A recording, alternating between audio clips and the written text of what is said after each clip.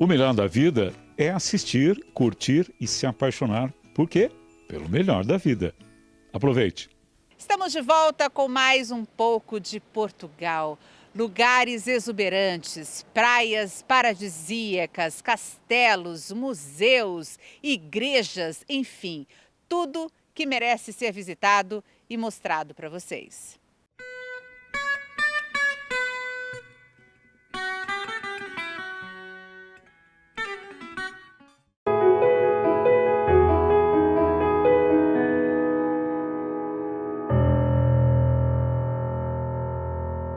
Estamos no Campos de Justiça de Lisboa, com a Kelly Nóbrega, uma brasileira que nasceu em Goiás, mas olha, que descobriu Portugal há 6 anos. Há 5 atua como advogada nesse país.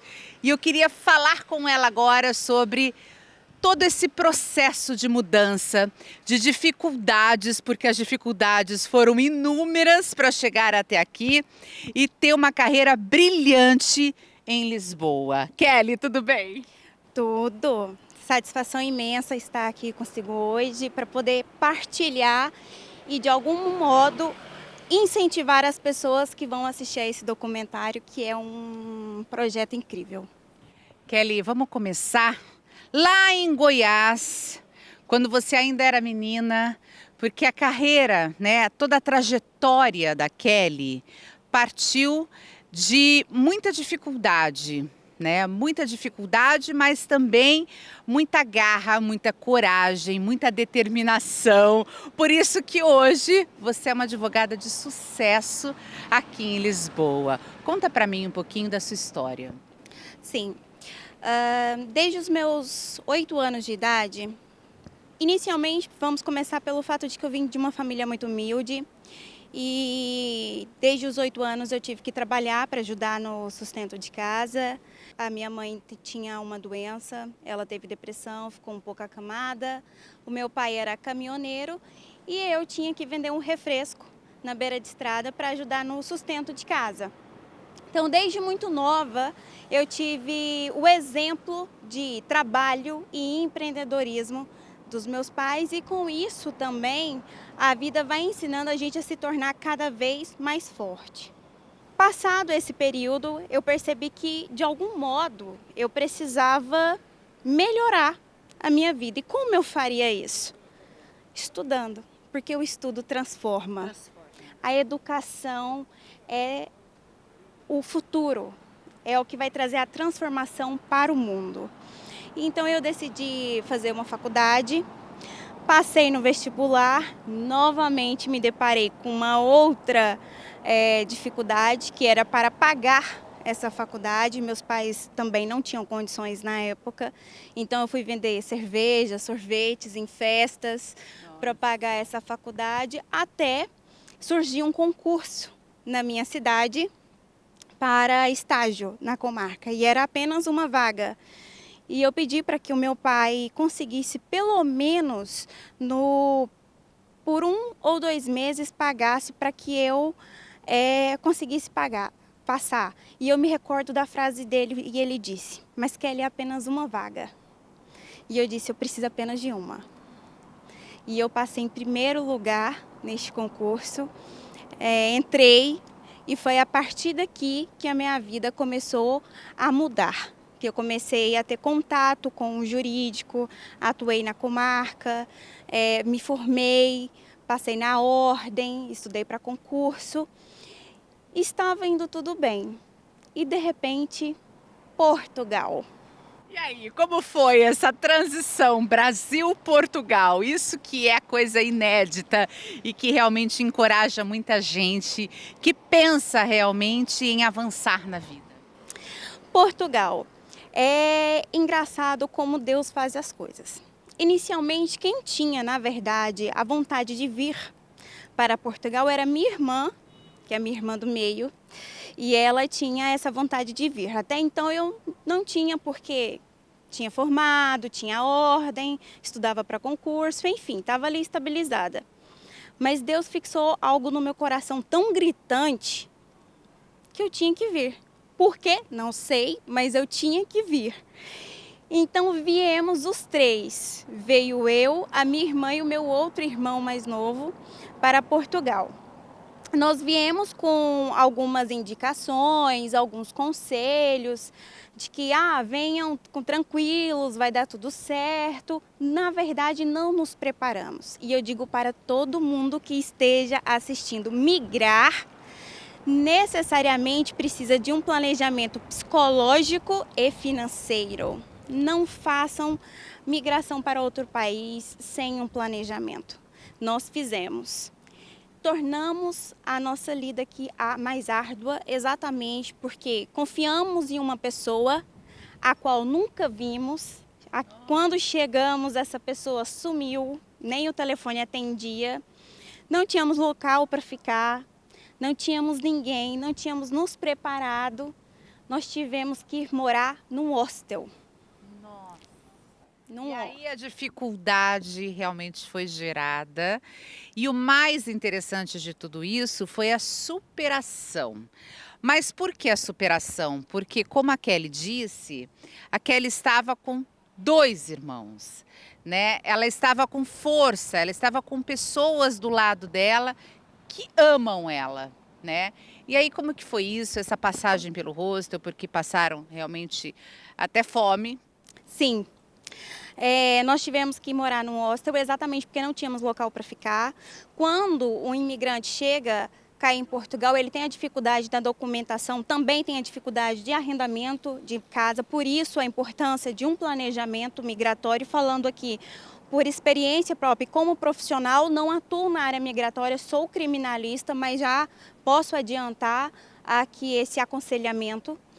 Então, nós tivemos que morar. Nós moramos em um quarto que tinham 9 beliches e dia sim, dia não, tinha uma pessoa diferente no nosso quarto. Um belo dia conseguimos fazer uma compra, ficamos todos bem contentes, fizemos uma compra bacana, temos comida para o mês. Colocamos a comida no armário, no frigorífico. No outro dia, cadê a comida?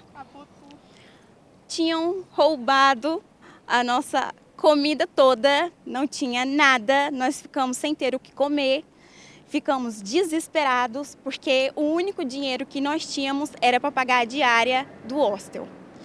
E na ocasião eu tinha um tablet, que era a única coisa que eu tinha, e eu tive que vender esse tablet para comprar comida. Era um tablet caro no Brasil na época e aqui eu vendi por 30 euros, que não valia quase nada. Mas eu nunca fiquei tão feliz com 30 euros, porque eu sabia que naquele dia nós iríamos jantar. E nós ficamos um bom tempo comendo só macarrão. Nós comíamos só macarrão. Então, eu e minha irmã fazíamos o jantar, jantávamos, guardávamos o macarrão numa taporrezinha, uma marmita, digamos assim, né? Para o meu irmão, debaixo da cama, para que ninguém roubasse a comida dele, porque ele, na época, trabalhava como Uber Eats, entregador de comida, chegava de madrugada, com as mãos todas queimadas, porque estava fazendo menos 2 graus na ocasião, e comia ali o jantar na cama, no escuro, e por vezes eu também o ouvia chorar, porque foi uma realidade muito dolorosa. E o que nós conseguimos aqui vencer foi de fato a união, porque quando um de nós estava no ápice da desistência, os outros 2 davam o apoio suficiente para permanecer, e isso foi e continua sendo ainda hoje, mesmo que cada um se casou, tem a sua casa, tem a sua família, tem a sua empresa, trabalha de alguma outra forma, mas foi o que fez a diferença. Dali vocês conseguiram avançar um pouco mais, né? Porque vocês conseguiram um emprego um pouco melhor e aí vocês mudaram, conquistaram pelo menos conseguiram pagar aluguel, né? Foi para um outro bairro mais humilde aqui de Lisboa, sim, né? Sim, é verdade. Assim que nós saímos do hostel, né? Nós tivemos uma oportunidade, porque já estávamos agoniados. Pense, você viver em um quarto se são 9 beliches, 18 pessoas. Em um quarto, pessoas que você nunca viu na vida. né? Que não pode confiar em ninguém. Então nós conseguimos alugar uma casa que ficava em uma favela daqui de Portugal. Nós moramos nessa favela. E a nossa sorte é que nós fizemos amizade com o chefe da favela, digamos assim. Então ali as pessoas nos respeitavam, até nos chamavam de Zuca, né?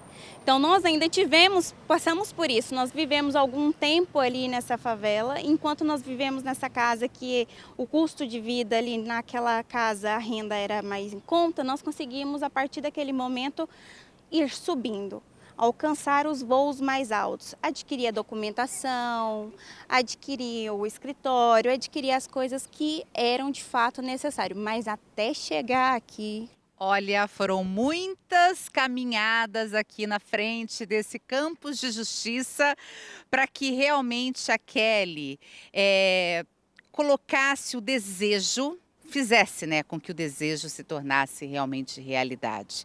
Eu acho que você colocou tanto na sua mente, eu vou trabalhar aqui, que realmente depois de muita luta, de muita persistência, você conseguiu, né? E como que foi esse novo mundo para você? Porque foi um mundo que hoje representa algo muito importante para a nação, né? Porque hoje a Kelly, ela está à frente do combate, inclusive, a um tráfico internacional. Isso é muito relevante, a gente precisa destacar a importância da carreira dessa advogada, que não é fácil, não foi nada fácil se tornar advogada num país como esse, que é um país que existe uma resistência realmente ao progresso de uma mulher desse nível. Sim, mulher e estrangeira. Porque Portugal, uma das dificuldades que nós encontramos é exatamente as informações. Aqui, digamos que a cultura do país, ela é muito fechada, ela é muito centrada. Então, quando eu tentei ingressar em algum escritório de advocacia, porque muitos podem se perguntar, tá, mas então por que você não tentou? Eu tentei, eu me ofereci, inclusive, fazer estágio de graça. Mas, ao invés de receber algum acolhimento, eu fui constrangida pelo fato de ser estrangeira. Então, passei por muitas humilhações, inclusive.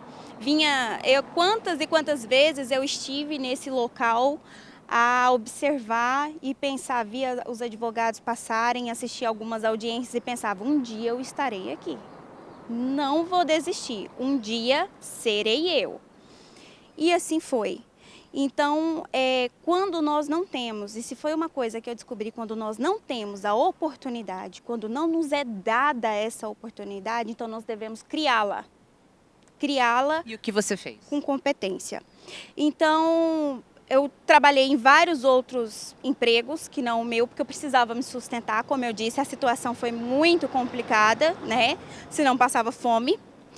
E a partir daqui fui juntando dinheiro até conseguir abrir o meu primeiro escritório. Eu já tive 2 escritórios em Portugal.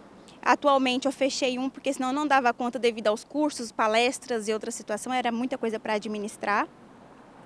Mas eu abri o escritório e a partir daqui comecei a exercer e a me posicionar no mercado. E aí chegou ao ponto, elas no criminal.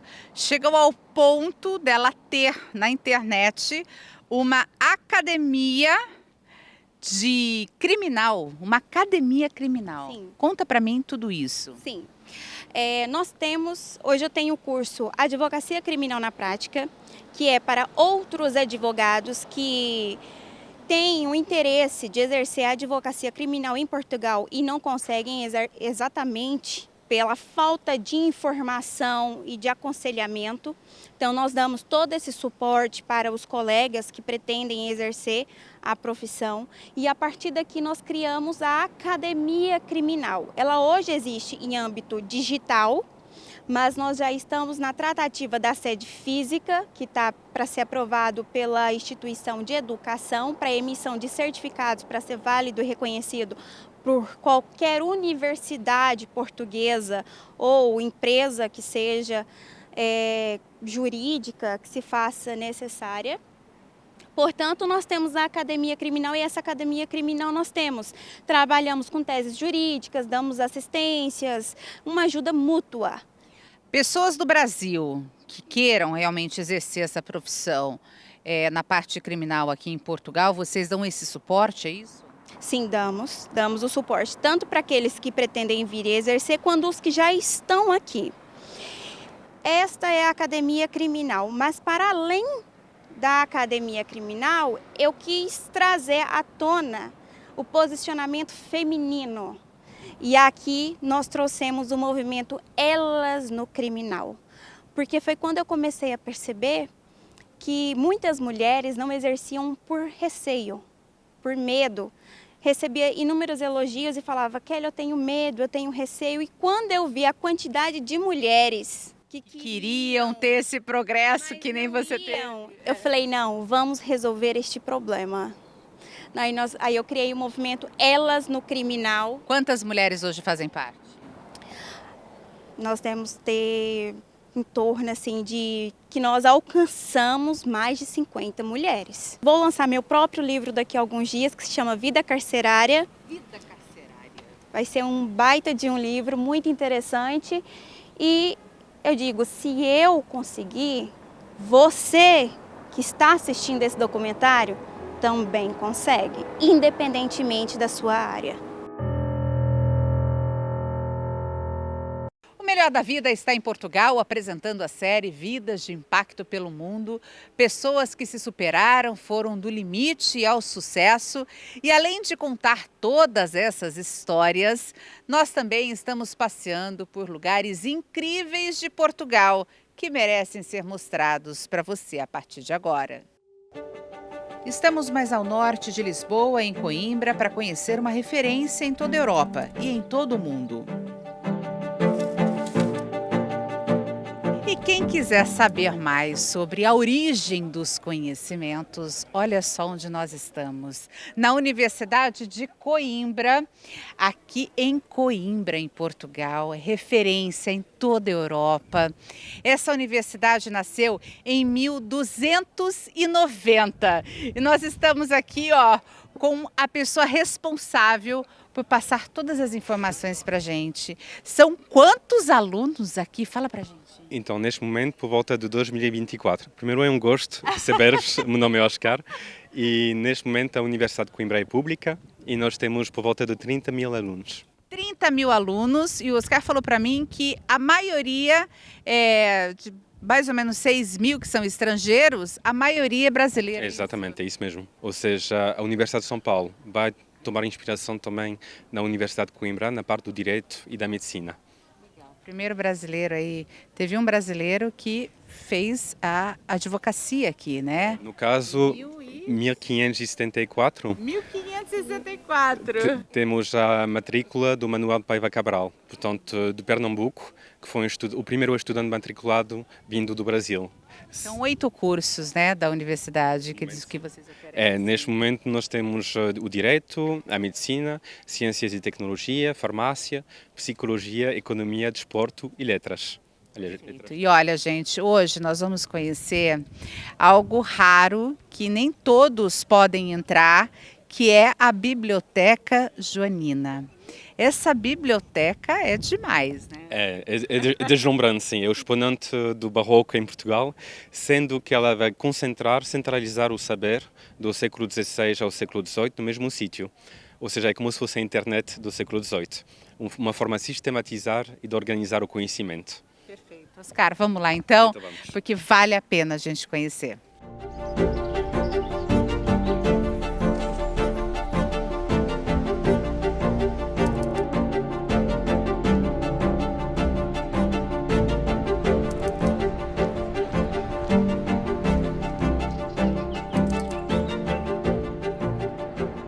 A gente está aqui na frente da Biblioteca Joanina, mas antes da gente entrar, eu queria dar um parecer sobre a importância das pessoas que fazem a Universidade de Coimbra.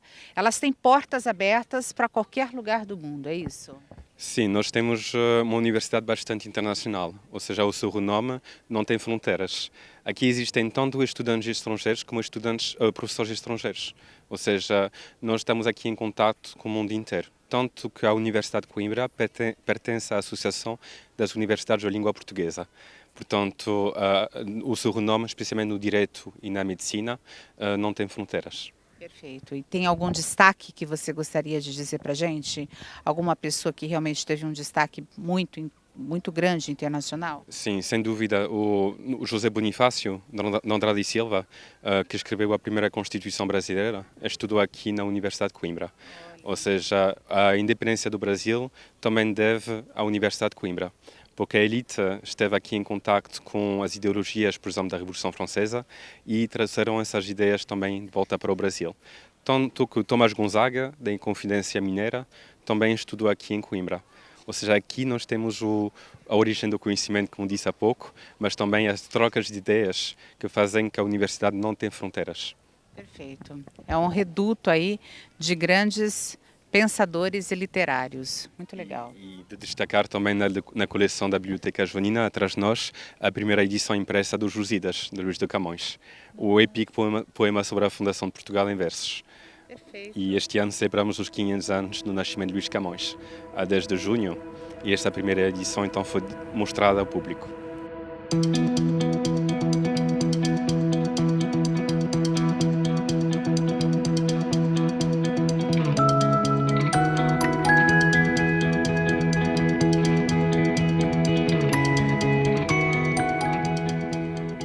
E agora sim, nós estamos entrando na biblioteca, no piso principal. E a única expressão que eu digo, uau! O que é isso, cara? Aqui temos o exponente do barroco em Portugal, ou seja, o piso nobre da Biblioteca Joanina, sendo que este edifício, este piso, parece uma igreja. Ou seja, da entrada principal até o retrato de Dom João V, nós temos a nave, como se fosse a nave de uma igreja. E o retrato de Dom João V seria o altar. Isto é a beleza, a exuberância típica do período de Dom João V, sendo que foi feita para impressionar. Ou seja, E na realidade, tudo isso é ouro? nós temos aqui madeira de carvalho pintada com folha de ouro, uma folha muito fina colocada a pincel para seguir a forma esculpida da madeira, ou seja, a talha dourada. E esta talha dourada também tem chinoiserie, ou seja, desenhos da vida de Macau, em China. Sendo que a chinoiserie vão lembrar aos convidados que Macau fazia parte do Império Português. Na realidade, é uma biblioteca com uma construção muito imponente, suntuosa, que faz com que realmente dê valor aos estudos, né? Aliás, tem um poema aqui atrás no topo da porta, na fita dourada, que diz que o mais tempo passarmos aqui na biblioteca, o mais próximo vamos chegar ao saber e ao conhecimento. E vamos passar de estudante para professor. Ou seja, pela contemplação, pelo fato de estar aqui presente, vamos absorver o saber. E isto é um poema bonito, mas também lembra da importância do estudo e de dedicar a sua vida a aprender. É o conselho dado pela biblioteca aos estudantes. Quanto mais conhecimento, mais poder as pessoas poderiam ter, né? É a citação na fachada, exatamente. Tanto que os livros são armas ao serviço do reino. Perfeito.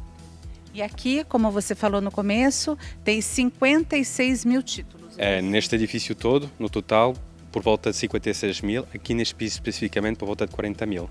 Ou seja, mesmo assim é uma gota d'água em comparação com todas as bibliotecas da universidade juntas, que chegam aos 2 milhões de cópias de manuscritos. Agora eu preciso perguntar uma coisa para você. Qual que é o de maior destaque aqui dentro? Sem dúvida, referimos à primeira edição impressa dos Lusíadas, mas também existe o dicionário do tupi-português que também referimos. Cada livro tem uma história. Ou seja, nós temos também um tratado de anatomia, do Humanis Corporis Fabrica, que vai analisar cada parte do corpo humano com ilustrações do século XVIII, e o livro mais antigo, a Bíblia Atlântica, que data do século XII, do tempo de Dom Afonso Henriques. Ou seja, esses livros eram guardados no Quimelios, nesse gabinete.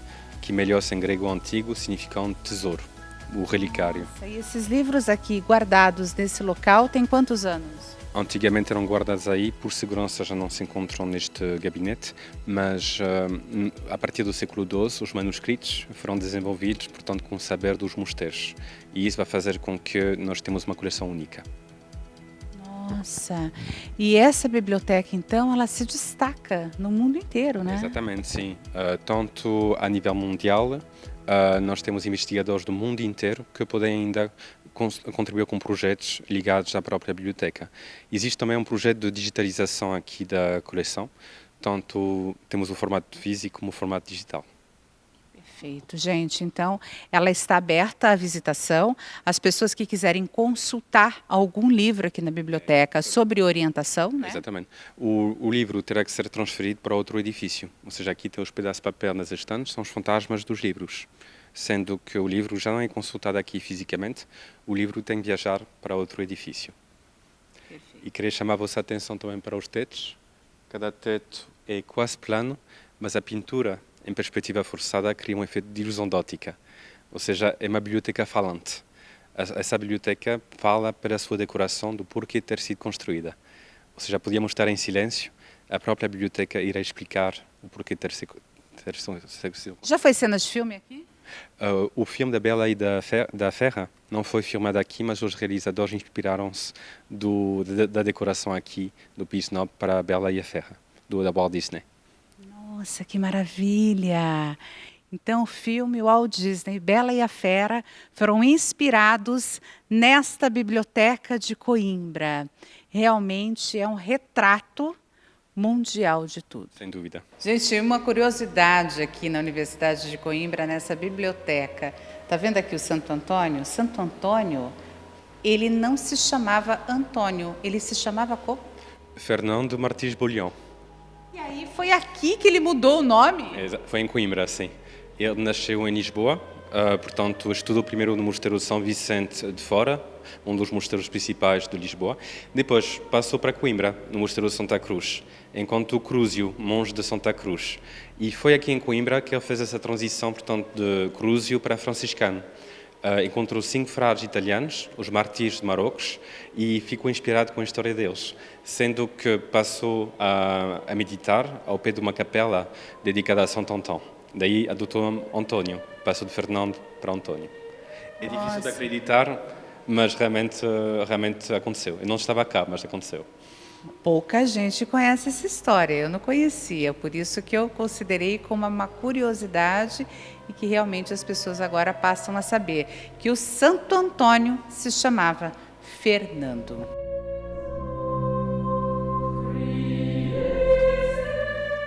E se a gente voltar um pouquinho mais ao passado, antes da biblioteca, a gente se depara aqui com a Capela de São Miguel, uma capela que fica do lado da biblioteca, porém de 1131, com a chegada de Dom Afonso Henriques, este espaço passou a ser o Palácio Real, sendo que precisava de um sítio para assistir à missa, ou seja, é Real Capela de São Miguel. Existem ainda 2 capelas em Portugal que têm o estatuto real. Tanto a Real Capela de São Miguel, da Universidade de Coimbra, e o Santuário de Vila Viçosa.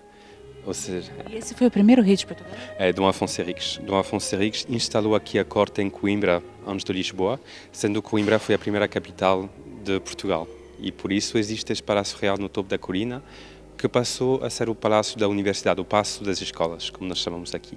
E aí a capela, ela pertenceu à universidade em 1600? Ela passou para a universidade com Dom João III. Ou seja, Dom João III vai fazer a transferência da Universidade de Lisboa para Coimbra, tendo ela começando em Lisboa, e isso vai se tornar um caso único. Ou seja, temos uma capela dentro de uma universidade que também é capela real. E por isso nós temos uma tribuna real para a família real assistir à missa. Temos a missa da Imaculada Conceição, a Imaculada Conceição sendo padroeira da Universidade de Coimbra, ou seja, no dia 8 de dezembro, e tradições religiosas como casamentos e funerais para professores e antigos estudantes. Somente eles que casam aqui. Professores, antigos estudantes e funcionários da Universidade de Coimbra. Realmente a gente vê os detalhes, a riqueza em tudo, tanto dessa capela quanto também da biblioteca. É muito conhecimento num só lugar, né? Sem dúvida, sem dúvida. Nós temos aqui um lugar repleto, tanto a nível artístico, cultural e histórico. Toda a gente encontra uma coisa que procura aqui na Universidade de Coimbra. Claro que estamos a falar do aspecto mais cultural e histórico, mas também temos vistas bonitas.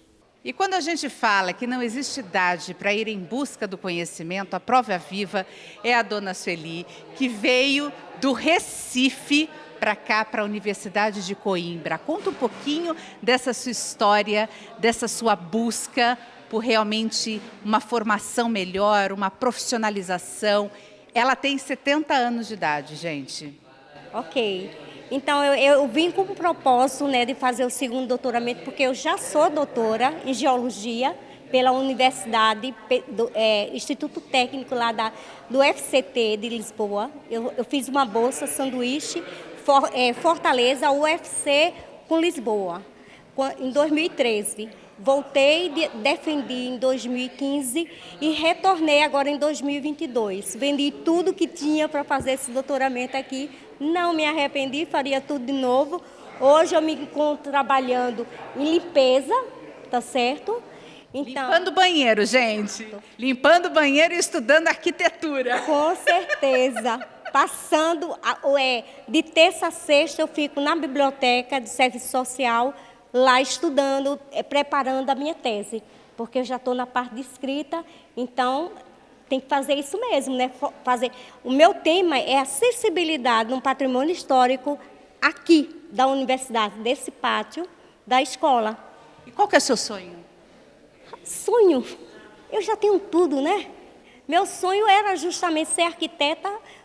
Passei 10 anos na Universidade Federal de Pernambuco, fazendo arquitetura, porque eu trabalhava como secretária da diretoria do Pão de Açúcar e eles não me liberavam para estudar. Então, naquele momento, eu não desisti e continuei pagando uma disciplina e fazendo vestibular, limpando meu currículo. E graças a Deus estou aqui, né, contando essa história para vocês. Que linda, parabéns, sucesso para a senhora.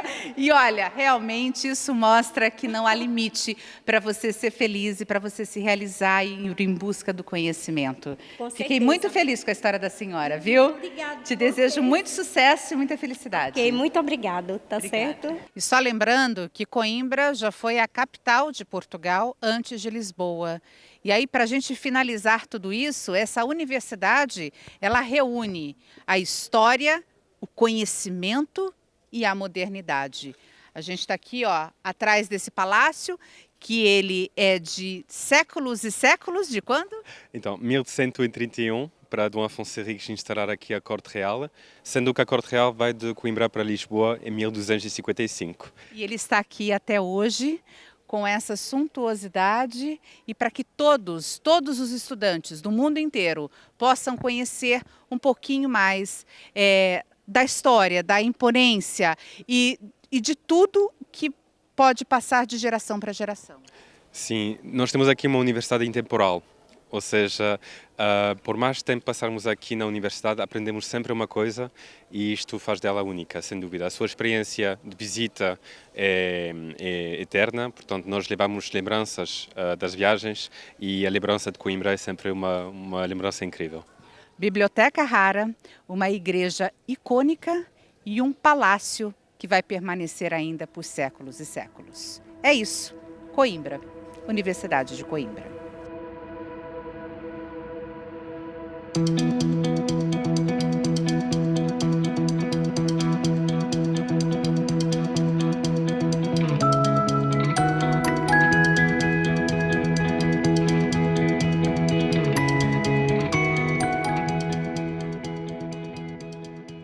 Mais interessante que agora são 8h30 da noite, o céu, olha só, claro ainda, e nós vamos jantar. E um dos lugares muito bem frequentados aqui é o Pedro dos Leitões, que a especialidade são leitões, mas também tem outros tipos de carnes. E tudo é preparado aqui. Gente, aqui dentro do restaurante tem um pouco da história desse lugar, olha só. Aqui era um sítio que se tornou depois um restaurante de sucesso e muito conhecido aqui nessa região de Coimbra. O Felipe, ele pode contar um pouquinho dessa história, como tudo começou, que foi através do avô dele, que é o Pedro dos Leitões. Inclusive tem uma história semelhante, né? Que ele foi para o Brasil e conseguiu angariar um pouco de recurso e voltou para cá e construiu tudo isso. Verdade, veio fazer o sonho dele, veio concretizar o sonho, que era ter um negócio dele próprio. Então, em 1941, ele quando regressou do Brasil com algum dinheiro, alugou uma pequena mercearia que havia aqui no lado, onde hoje em dia é o nosso parque de estacionamento, e alugou essa mercearia onde vendia sandes de leitão e cerveja do poço. Como não havia frigorífico na altura, tinha que se refrescar a cerveja em algum sítio. Então, como o poço tinha uma mina, a água era gelada, era a maneira como ele tinha para refrescar a cerveja. E aí, desse sanduíche de leitão, como ele ficou muito conhecido, aí realmente as pessoas começaram a identificar ele com esse Tem produto. uma história muito gira por causa das sanduíches de leitão, porque nós estamos muito perto de Coimbra. E Coimbra tinha muito estudante brasileiro que vinha estudar Direito para Portugal.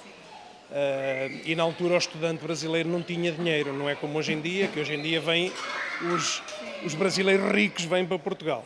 Portanto, como não tinham dinheiro e queriam comer leitão, então pediam ao meu avô para servir sandes de molho de leitão. Porque o molho, como é barrado no pão, se fecharmos os olhos sabe a leitão. É verdade, é verdade, é verdade. E aí, de um tempo depois, ele fez todo esse Em restaurante. 1947 passou para este lado, onde a sala A, que é que nós chamamos, nós temos 3 salas, onde sentamos 430 pessoas. A sala A ainda tem janelas do tempo que o meu avô fez o primeiro restaurante. E essa comida ela virou típica aqui nessa região? Não? Sim, esta comida, portanto, o meu avô não inventou nada. O meu avô pegou num prato típico que havia já muito antigo. Há quem fale que era do tempo dos reis, até do tempo de quando os Filipos de Espanha vieram da América do Sul. Pronto, há quem diga isso, que é muito antigo. Então o meu avô descobriu um nicho, que era a restauração. Não havia restaurantes aqui. Os únicos restaurantes que havia eram os dos hotéis das Termas do Luso e da Coria, onde tinha muita gente que ia lá fazer termas, e tinha os restaurantes dos hotéis. Agora, um restaurante de beira de estrada a vender leitão, não havia ninguém. Então o meu avô teve essa ideia e foi um visionário. Foi um visionário de sucesso e por isso que nós estamos aqui hoje. E esse restaurante chama referência. Se você vier a Coimbra, vale muito a pena, porque o leitão deles realmente é daqui, bem a pururuca, bem sequinho, né? Pururuca que a gente fala, não é? Pururuca, diferente pururuca. Pururuca você joga o óleo quente. Sim, óleo aqui não joga o óleo quente. Sim, sim. Aqui é só o tempo de assadura no forno. Portanto, o leitão demora quase 2 horas a assar. E a pele fica crocante porque é assada com a gordura que vem de dentro do leitão para fora. Não é? A gordura, ao sair do leitão, frita a pele. Nós não jogamos. Mas é parecido com pururuca, assim, o toque no paladar é parecido. Mas porque é bem crocante. Mas diferente. Valeu, tudo de bom, obrigada.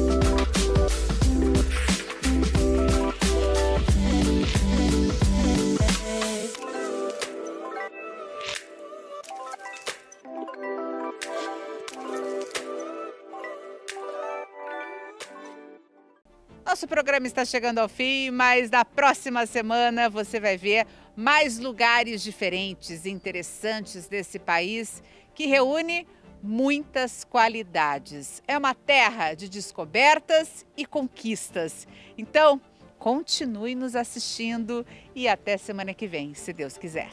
Tchau!